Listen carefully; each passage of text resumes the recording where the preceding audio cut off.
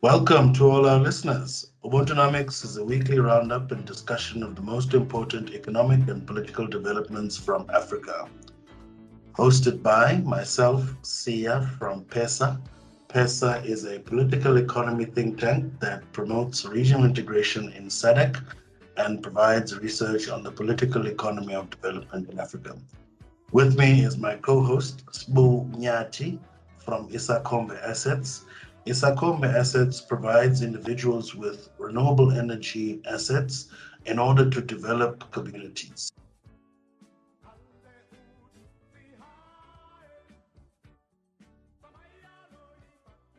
Hello, Sbu. How are you doing today? I'm well, thank you, Sia. How are things that side? I'm very well, thank you. I can't complain, just enduring the cold of winter this side. And I can imagine. yeah. We have something of a little bit of a surprise today for our listeners, and we're doing things slightly different. And I think the bigger surprise, should we tell the listeners or just keep it a surprise until next week? Yeah, let's wait till next week, and then we can surprise them good and proper. No problem. All right, starting up the essay update this week. The first story is Health Minister on special leave. President Cyril Ramaphosa placed South African Health Minister Dr. Zweli Mkhize on special leave pending the conclusion of investigations by the Special Investigations Unit, the SIU. The president is awaiting the outcome of investigations by the SIU into allegations concerning contracts between the Department of Health and a service provider, Digital Vibes. Minister of Tourism, Ms. Mamaloko Kubai Ngubane, has been elected to serve as acting Minister of Health until further notice. How important is this choice of acting Minister of Health for you, Sia, considering that the country is entering the third wave of the COVID-19 pandemic? Some have suggested that someone with a medical background would have been the most appropriate choice. Sure, I am inclined to agree with that last sentiment, given the performance, at least, of current Minister Zweli Mkhize, at least under the trying circumstances. And I think generally his performance during the pandemic hasn't been very poor. I think he's been very well, done a good job in coordinating the work of the Corona National Council. However, obviously a large part of this will depend on the outcome of these investigations as to what we perceive versus the reality of the minister's performance. But some people have actually argued differently, saying that the minister's role, yes, is crucial in terms of coordinating the national work. However, the work happens primarily at a provincial and local government level in terms of the testing, in terms of the actual public health response, which largely happens at a provincial and local level, which then gets coordinated towards the National Corona Council in order to inform policy making and the government's next steps. So yes, I think some have acknowledged the role of the minister in coordinating the work. However, they place a lot more emphasis on the local government capacity and municipal governance capacity in terms of the rollout of our vaccine program as well as the public health response. What are some of your views on this? And I think others have said the current Deputy Minister, Dr. Partler, is capable of tackling this job. He is a medical doctor himself, as you know. Some have also pointed out that in the past we've always had politicians who are technocrats for this particular post. One can think of Dr. Mantwa Msimang, and can think of the current Minister of Local Government and Corporate Governance, Dr. Nkosazana Zuma Dlamini, and Dr. Aaron Motsoaledi, who was the past minister. Yeah. The previous one, yes. I mean, it is a technical position in my mind to discuss serious matters of public health.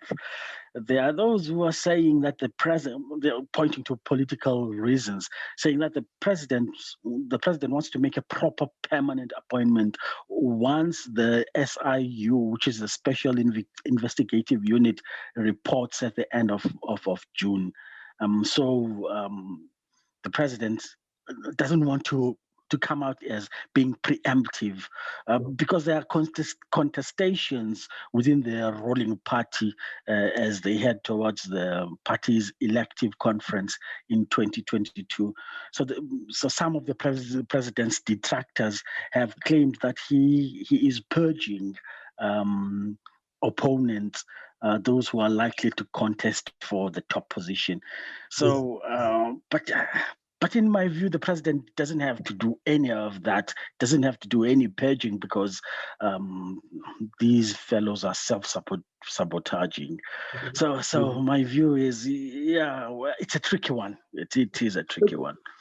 Look, I have two views, I think. So for me, the one thing is I am concerned that we're now taking Minister of Tourism and putting her in the health position, mainly because if you look on the economic side, the economic impact of the COVID pandemic has severely affected the tourism industry, obviously due to restrictions in people movement, etc. And so I would say that, we can't really split her focus now on these portfolios, both tourism as well as health, because they actually need the full attention of one person. And I agree with you on the technical capacity that's needed in the portfolio.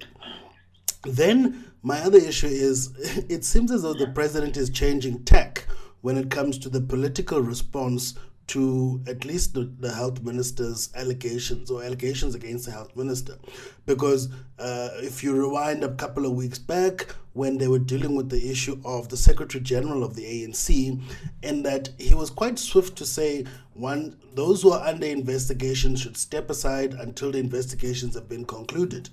And yet now there seems to have been a different approach with the health minister in him being put on special leave as opposed to voluntarily stepping aside, even though he himself, the minister, has said that he would be willing to step down in the case of the allegations. And so it seems as though Minister Mkhize, obviously being an insider, I think, on the CR faction of the ANC, if there is one, seems to have been dealt with leniently, if in comparison to how the president has responded to some of his other party members and their allegations, which are similar. If you think of the MEC of Health in the Eastern Cape and what we're faced with now with the Minister of Health, largely surrounding allegations on contracts. Obviously, with the MEC of Health in the Eastern Cape, she has also got legacy issues that are following her from her time on the Ministerial Executive Council of Buffalo City Municipality. But it seems as though it's a different tack in me. What are your views on that? Well, I think the president, we are not sure as to which side Minister Zweli Mkhize, which faction he was in. So I don't really have an opinion in terms of the factional battles that are happening within the ANC. All I can say is that Dr. Zweli Mkhize will from now on have sympathizers, and basically the province of KZN will be backing him. That's it. I think I'm inclined to agree with you. Moving right along, the next story is the IEC launches 2021 municipal elections campaign. The Independent Electoral Commission, IEC, launched the 2021 municipal elections, unveiling a mobilization campaign aimed at encouraging eligible voters to register and participate in the elections. Currently, the IEC's roll has 25.8 million registered voters, and estimates show that an additional 15 million eligible voters remain unregistered.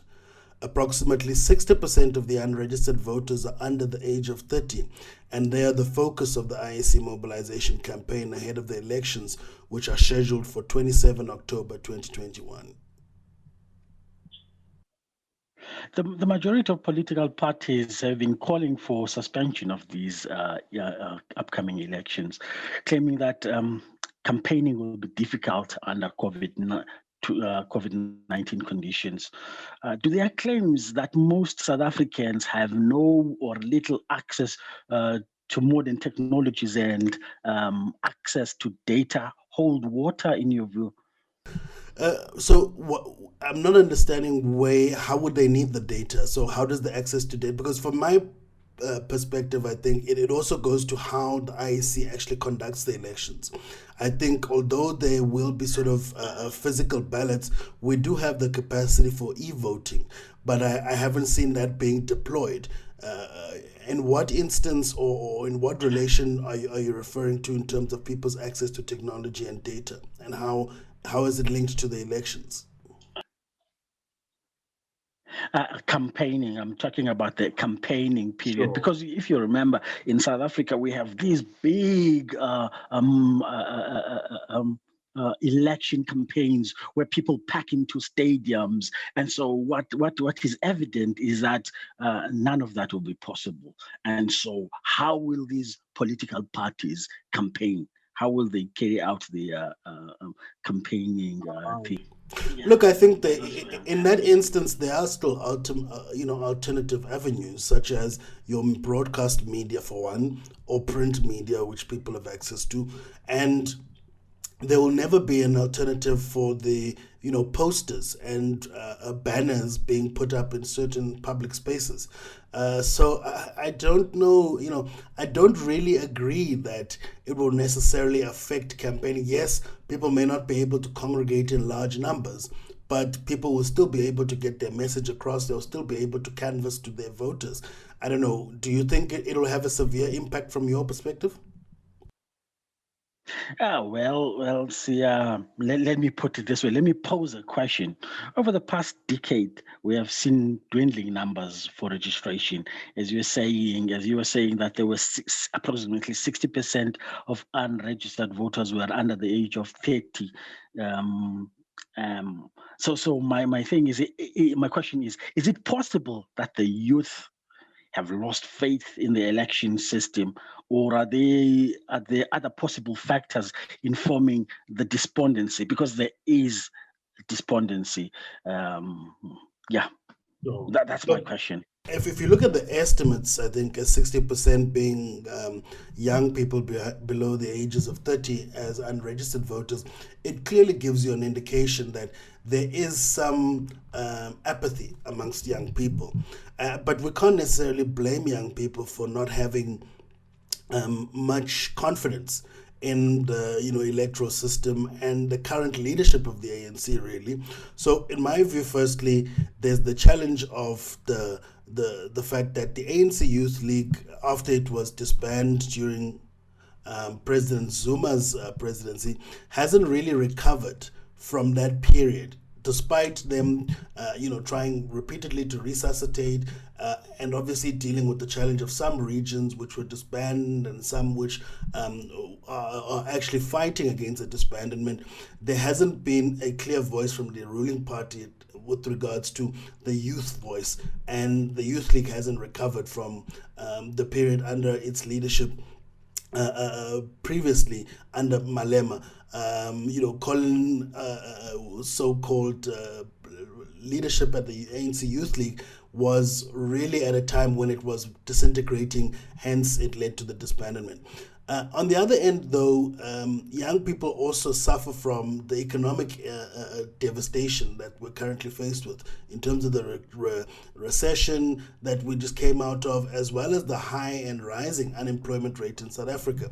Young people are still the most severely affected amongst the unemployed in South Africa, with the youth unemployment rate ranging around 70-75%. So I do think that it is with good grounds, I think good reasons, that young people aren't participating in the vote.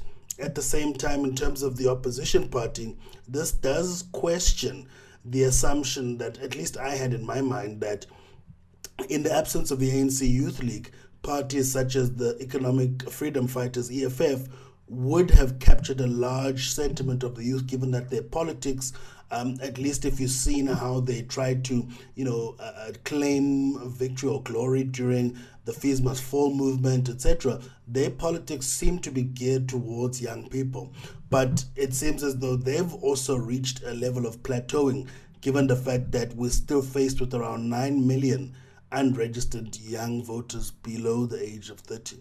What is your view on this?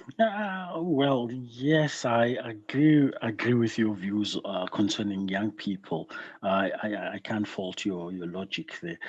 But my other concern is just legitimacy, because a local socio-economic activist, a friend of mine, Mr. Vusi Moyake, informed me, for example, that in the municipality of Matlosana in the Northwest Province, an entire 80,400 voters abstained, and in the past elections, local government elections, and the ANC received about 66,000 votes, and they became the ruling party. The same Matlosana municipality, which used to be Klerksdorp, it was a well-run municipality in the past. It now hits the newspapers for stories like gangsterism, illegal miners called Zamazamas, a syndicate who terrorize the community. Like last month, they stripped the local hospital of all the copper piping in broad daylight. They had there were more than 30 individuals who came in and vandalized the hospital. It was both men and women descending on the hospital. Like a year ago, residents approached lawyers to force the municipality to remove its municipal manager, claiming that he had failed to disclose his alleged criminal record. Like in December, just this past December 2020, the Special Investigative Unit sealed the municipal building, and they experienced resistance from the municipal officials as they executed a search and seizure warrant as part of investigations into COVID-19 procurement corruption.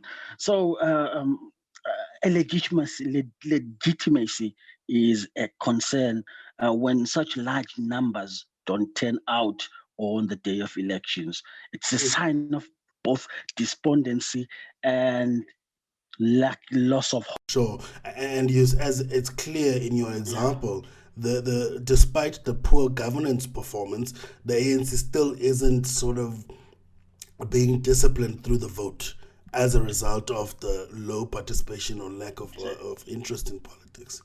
Wow.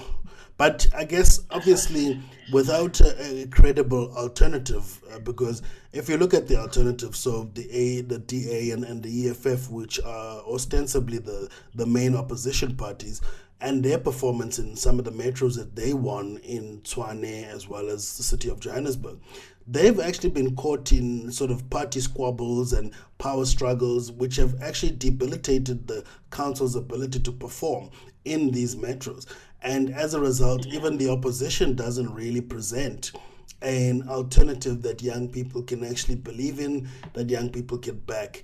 And I think it is about high time that, at least if not the ANC, the opposition parties need to take the voice of young people seriously.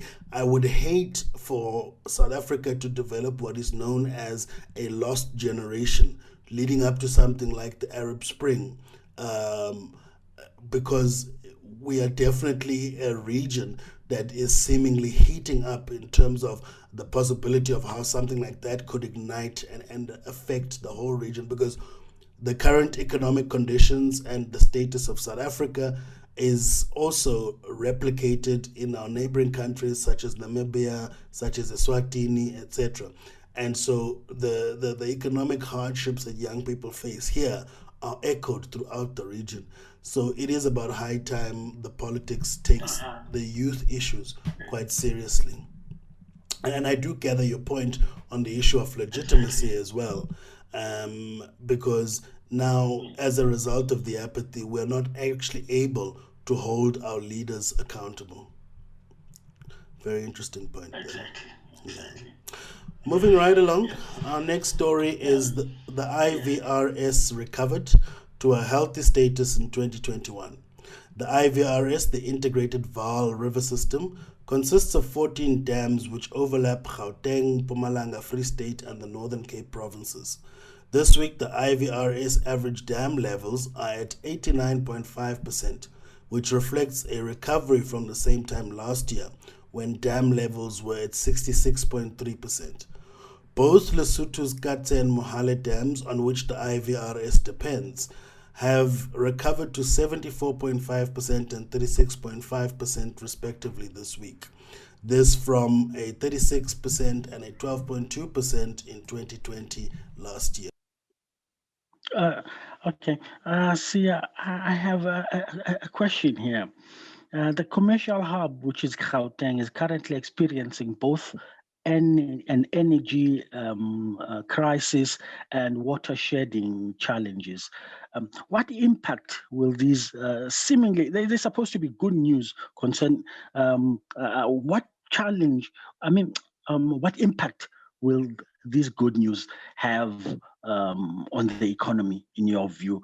The reason why I'm asking is that just this week, a multinational company, Clover, informed the nation that they are moving away from the Northwest, citing water challenges as one of their major considerations. Yeah, look, although these are good news stories, they really are an improvement of where we were last year. But also, it still doesn't mean that the region has recovered from the impact of the drought that last year we were not sure whether we're facing or not. However, conditions have improved slightly this year. However, we still have quite a significant challenge in that if you look, for example, at Mohale Dam, those are very low levels at about a third of its actual capacity. And so we're still not out of the woods yet, but this good news are going to be overshadowed, I think, by the other challenge, which is the current load shedding crisis that we're faced with in the country. Mm-hmm. Now, okay, you stay in the Gauteng province. Do you know what the cause of this water shedding is? I mean, you're talking about dam levels above 60%. And the average dam levels in the Vaal River system at 89%, that's 90%. Yet there is no water in the city of Johannesburg. How does one explain this? So I think it's largely a combination of two things. You might remember that last week or a week before, we covered the story of the IVRS crisis, where the Minister of Water and Sanitation has pledged to invest and really recover the issue of infrastructure, which is dilapidated in the whole integrated Vaal River system. So on the one hand, it's an issue of infrastructure. And the infrastructure obviously creates challenges in terms of losses along the way before the people actually are reached. Then on the other hand, I think it's an issue of demand. I think despite the dam levels being at higher levels than they were last year, we still face an issue that the demand far outstrips the actual supply. And so it is as a result of these combination of these issues that we're faced with water shedding. The other issue is that the water shedding crisis is actually highly localized. So although the Gauteng region's dams might be performing quite well, there are specific areas that are still severely affected by issues such as the water shedding, in spite of the dam levels improving. And I think the individual dams and reserves in the Gauteng region are well above 75% in terms of the levels, the water levels. However, as mentioned, due to the infrastructure challenges and demand, we're still facing water shedding in some areas. I see. Moving right along, the last story from South Africa this week is an update on the Afribusiness NPC versus the Minister of Finance. The Minister of Finance has applied for a leave to appeal the Supreme Court judgment regarding the Preferential Procurement Regulations, PPR 2017. Arguments were heard in the Constitutional Court on the 25th of May 2021, and the judgment has been reserved. In the meantime, the status quo remains. On the 2nd of November 2020, the Supreme Court of Appeals of South Africa ruled that the Minister of Finance's promulgation of PPR 2017 exceeded the ministerial powers. They declared the regulations invalid and set aside, and suspended the declaration of invalidity for 12 months.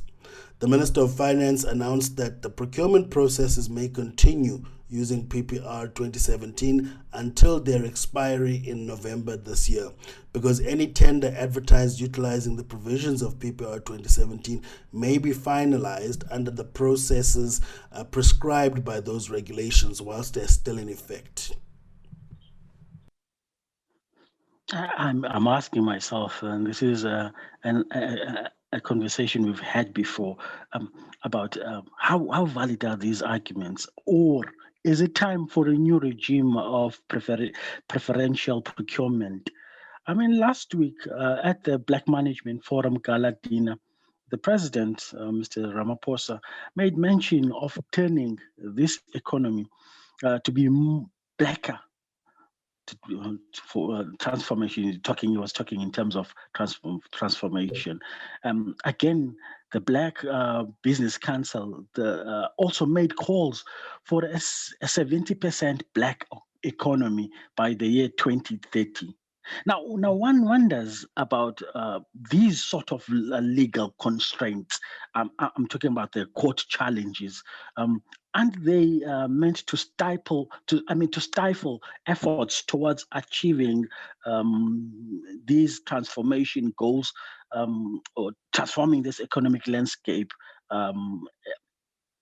Yes. What is your thought? Look, the fight here and the contention by Afribusiness NPC, which includes a number of businesses, I think it's a amalgamation of about 80 or 100 businesses, is really that the minister didn't give them enough time to make comment or public comment in the time at which the regulations were being revised. The minister used the 2015 and 2011 preferential procurement regulations in order to revise them and issue a new gazetting of regulations in the PPR 2017. And the court has found that the minister has exceeded his powers, and the regulations have been declared invalid.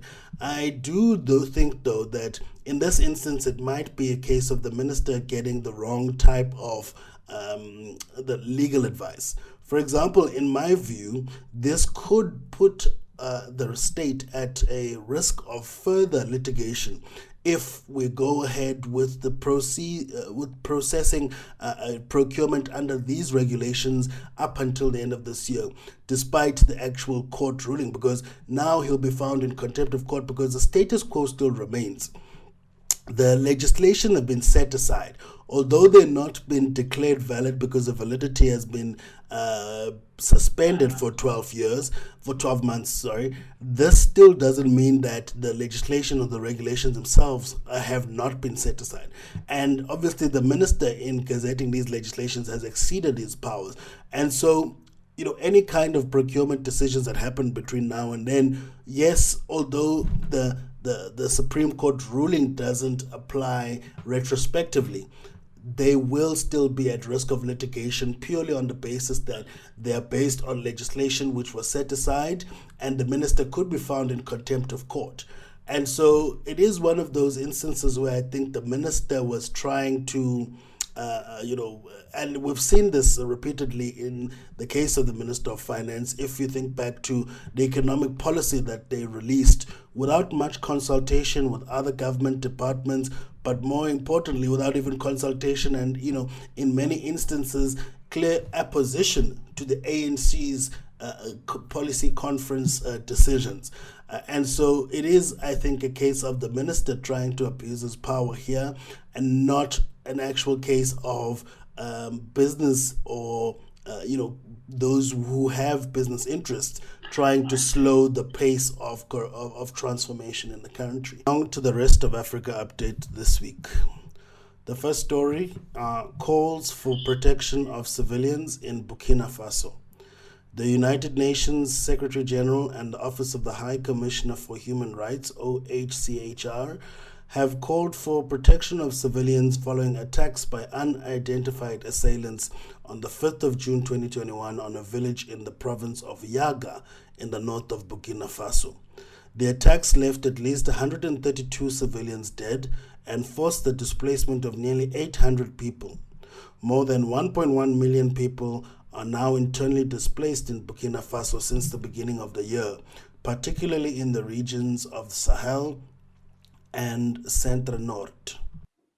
It looks like violent insurgency is spreading in the Sahel region. Please shed more light for us about the conflict, particularly in Burkina Faso here. The reason why I'm asking is the interest awakened by news today of a possible withdrawal of French troops in the Sahel region. Interesting.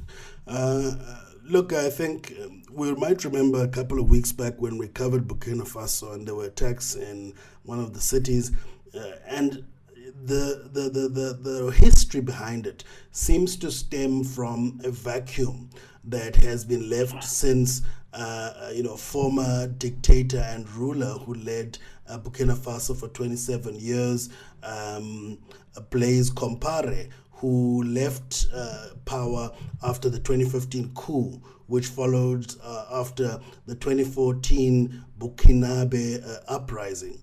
And it seems as though his bargains with different terrorist groups is what has kept Burkina Faso safe from about his coup in the 1980s up to 2014 when he left power.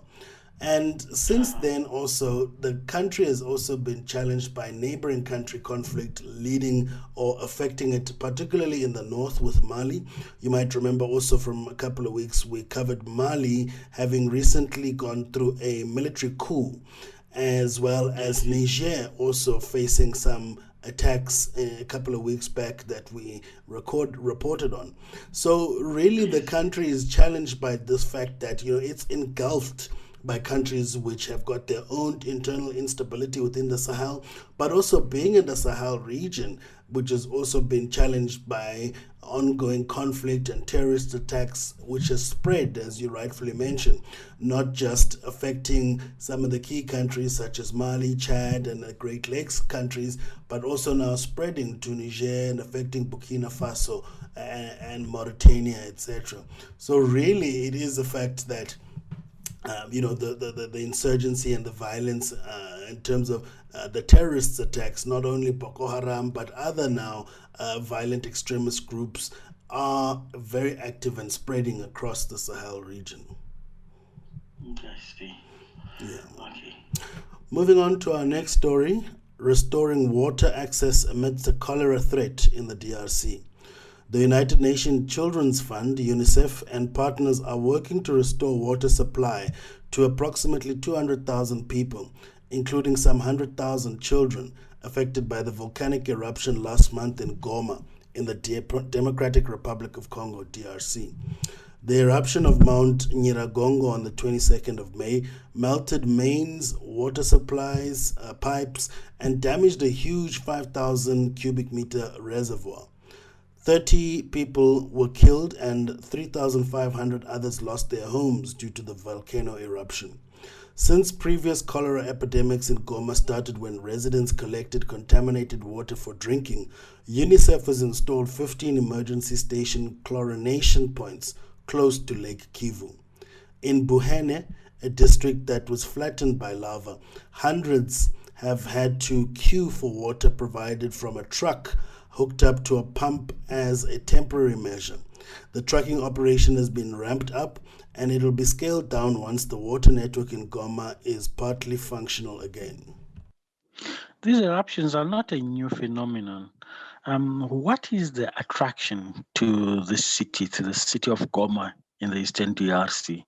How important is the city to the economy of the province of Kivu? The reason why I'm asking again is because Mount Nyiragongo is said to be one of the most active volcanoes, which last erupted in 2002, killing more than 200 people and sending lava gushing through Goma, the same city. In 1977, the same volcano is said to have killed more than 600 people. I mean, this sounds to me like a naturally volatile region.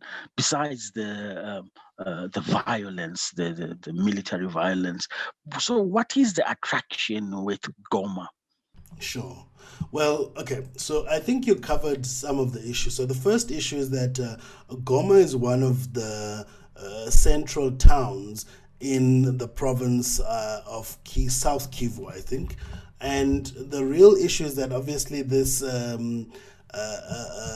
eruption has happened a couple of times, and the city of Goma sits right, it's actually in North Kivu, sits right on the banks of Lake Kivu and along the border with Rwanda. And you might remember a couple of weeks back us covering the DRC North and South Kivu conflicts, and then this region has seen sporadic conflict for a while now. For some, since the 1994 Rwandan genocide, if you're looking at the specific Goma region. And Goma is one of those towns that have been repeatedly taken over by warring rebel groups, and the National Defense Force of the DRC has fought to regain control. And so it's been a city that is highly contested through this fight with the rebel groups from neighboring Rwanda and the Defense Force, and obviously the United Nations mission in the DRC. So that is really the importance or the significance of Goma as a town. And obviously now recently with the eruption of the volcano, people's livelihoods have sort of been faced with a sort of third wave, if you were, of devastation. First being of the conflict, secondly the issue of the pandemic, and now the actual volcano erupting. And in the past, the town has also faced a number of cholera outbreaks due to people relying on contaminated water from Lake Kivu. And so this issue with the water is really a significant one. And you might remember that at the beginning of the pandemic, it was still one of the towns that was still faced with the Ebola virus, which made it quite difficult for them to deal with the new pandemic and COVID-19 when that started spreading in the region.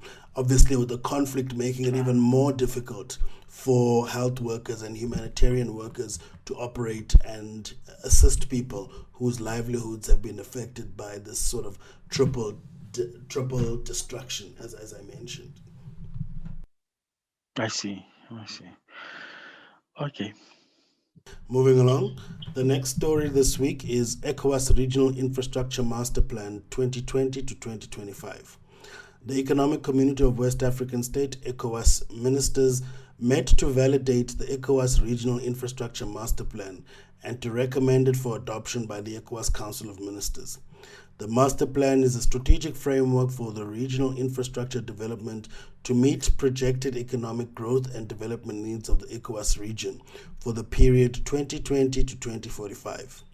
The Master Plan comprises of 145 investment projects and 56 soft projects such as technical studies, project preparation activities, institutional reforms, and capacity building, at a total cost of 122 billion over a 25-year period. Oh, interesting. How achievable are these goals set out in the plan? I see that 2020 is included when they say 2020 to 2045, meaning there would have been some work done already since we are in 2021. Is this another of Africa's long-term unimplementable dreams? We haven't quite mastered it even here in South Africa, because in South Africa we have the National Development Plan. In this plan, in this ECOWAS plan, they mention big sums of money. Yet Africa has very little in the way of capital markets. So how implementable is it? Yeah. Look, so firstly, I think we must be brutally honest in that these regional master plans are typically a kind of wish list from the region. Yes, they do have a purpose for the infrastructure. Yes, the infrastructure is integral in the regional integration process as well as enabling trade. But typically, there's never a plan to finance the entirety of the regional master plan. Really, what happens is that how they play out is that, development finance institutions and financial institutions and investors typically go through these master plans and see what projects they're willing to support. And at the end of the day, it's the list of projects which get the mandated lenders arrangers who arranges the finance, and those which gather enough interest from financiers which end up getting funded and implemented. But at the same time, that doesn't guarantee the successful implementation of these projects, nor does it guarantee the equitable distribution in terms of where the investments are taking place.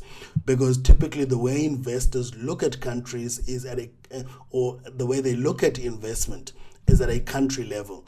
There's still the gap in that at a regional level, regional economic communities don't fill the gap of a sovereign, in that the way in which financing arrangements are made and the mitigation of the risk is largely thought through at a national level. And so typically the countries which are most stable or those which are most attractive for investors end up being the ones that receive most of the investment in any place. However, I must also commend the ECOWAS region, I think, in comparison to other regions, in that it has gone the furthest in terms of being able to implement some of the regional infrastructure. And I think that's largely due to the fact that the groups such as the West Africa Francophone countries with the fixed exchange rate to the euro provide a kind of regional platform that is equal playing field, such that members or investors are actually willing to put money on infrastructure that straddles a lot of those countries, given the similar sort of risk profiles that these countries have. And so typically that is how these master plans play out. But the ECOWAS region, I think, in comparison to other regions, is doing much better. For example, the SADC regional master plan, I would be surprised if we got more than 10% of those projects off the ground. So if I hear you well, these 145 projects will be like, when it comes to implementation, they will be like standalone projects, and none of this integration has really been what's the word? Maybe integration won't be achieved because these would be standalone projects. If I hear you well. No. So what I'm trying to say is that the way in which the financing understands risk, right? So the big issue for financing is the risk, right? For the financiers, I think nothing trumps the actual risk and whether or not they'll get their money back. And so the way that financiers look at risk is at a national level, whereas some of these projects may straddle across multiple countries. And so what I was saying is it's those countries which are most attractive from a risk point of view, which end up attracting the investment. And so these projects, although some of them are across multiple countries, some of them are within one country, they aren't equally distributed, simply because investors are interested or attracted to countries with the most attractive risk profile. But I think, with that being said, some of these projects, particularly in the West Africa region, have been implemented, unlike in comparison the SADC region. And I think this is largely because of the similar economic conditions created by the CFA arrangement between the West African CFA countries and France, which has a fixed exchange rate, making them similar in terms of risk profile. So, for example, of these 145 projects, there's a project such as the Abidjan-Lagos corridor, which includes a 6-lane highway and some arterial roads that will connect into the countries where that highway is going to be spread over. I can imagine that this project is going to be difficult to bank simply because of the disparity between Nigeria, oil-dependent country, with some challenges in terms of volatility of the exchange rate given the low oil prices, in comparison to Cote d'Ivoire, where most of the network is going to lie, which has a fixed exchange rate with the euro under the CFA franc zone arrangement. So this is the kind of disparity I'm referring to in terms of the financing that can make or break these investments. Okay, perfect. Makes sense. And I think really the issue of us being able to reconcile the regional master plans with the fact that investors look at risk from a national level is that the regions need to step up in a way and provide some level of insurance that allows investors to bank the project on the region itself. If, for example, SADC countries could provide political risk insurance to say that if there's any of the issues that affect risk for financiers as a result of political interference, etc., they will step in to resolve that political tension. And also other kinds of political risk which affect investors, then you would see more investors being interested in these regional projects because now they can balance or at least hedge the fact that they're happy with one country's economy and not the other, or that they're they're uncomfortable with the politics in one country and not the other, by providing this regional insurance in order to ensure that the risk is spread across the countries and mitigated well across the region. Which is why I thought the French president's last official tour to South Africa, when he met the president concerning the the Mozambique crisis. Risk had a lot to do with the discussions that they had, because if South Africa had been part of that major investment in the north of Mozambique, then there would have been some risk mitigation. So yeah, I'm just supporting your argument there. Definitely, and obviously you can understand from Emmanuel Macron or the French president's perspective, given the fact that Total, at least in the current project, which has gone and declared force majeure, was the main investor. And yes, South Africa does have exposure in the Cabo Delgado investments, and it's mainly through our DFIs, that being the DBSA as well as the IDC, I think, as well as the ECIC, who have all participated in those liquefied natural gas projects in Mozambique in one way or the other.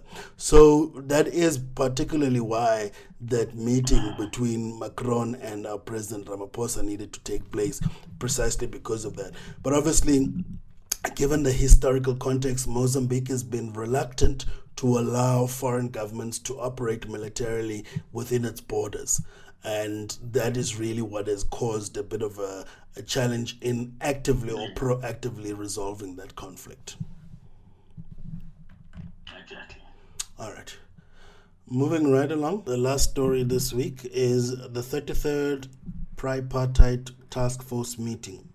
The Tripartite of the Common Market for East and Southern Africa, COMESA, and the East African Community, EAC, and Southern African Development Community, SADC, held the 33rd meeting of the Tripartite Task Force.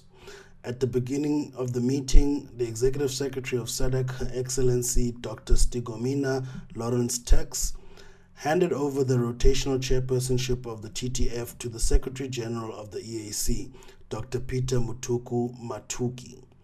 Under the leadership of SADC, 4 additional countries ratified the Tripartite Free Trade Area (TFTA) agreement, which brought the total number of countries to 10 out of the required 14 in order for the TFTA to enter into force. The TFTA is a stepping stone for the implementation of the Africa Continental Free Trade Area AFCFTA to achieve a single market for goods and services across Africa. The incumbent TTF chairperson, Dr. Matuki, pledged to ensure continued collaboration amongst the tripartite by encouraging the additional 12 states who have signed but not ratified the TFTA agreement to do so immediately. And to end off our show this week, we're going to introduce something new. I want to introduce to you a numbers game. And what this means is that each week we will bring out a number, and I'll try and see if Smooth can guess what this number stands for before we share the story. So the number this week, Smooth, is 500,000 Rand. What do you think this number represents? 500,000. That's a lot of money. It's 500,000. I don't have a clue. I don't have a clue. All right. So there's a 500,000 Rand computer lab for the JJ Matsane Primary School. Learners at JJ Matsane Primary School in Mpumalanga, South Africa, received a brand new and fully fledged computer center with 41 laptops, new furniture, air conditioning, CCTV cameras, alarm, and security. The funding of the computer center was done through a partnership between Relate Bracelets and Protea Hotels by Marriott Krugergate. Relate made a generous donation of 140,000 Rand, which was raised through the sale of its bracelets, towards the 500,000 Rand project, of which the deficit was sponsored by Protea Hotels by Marriott Great Kruger. Interesting story. And on that note, that ends the show for this week.